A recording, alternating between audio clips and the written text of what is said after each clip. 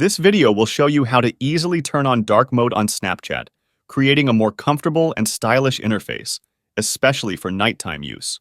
Whether you're looking to reduce eye strain, enjoy a more visually appealing experience, or simply want to try something new, this guide is for you. Before we start, please remember to like the video and share it. Thank you a lot. Launch the Snapchat app on your mobile device. Tap on your profile icon in the top left corner of the screen. Tap the gear icon in the top right corner to access settings. Scroll down and locate the App Appearance section. Tap on App Appearance and select Always Dark from the options.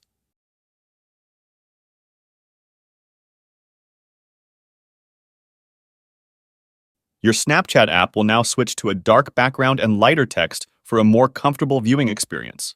If your phone is set to match system, Snapchat will automatically follow your system settings and switch to dark mode when available. You have now set dark mode on your Snapchat app. And that's it for today. If you found this video helpful, please consider leaving a like and subscribe to my channel for more tech tips and tricks. As always, if you have any questions or requests for future videos, drop them in the comments below. Thanks for watching, and I'll catch you in the next one.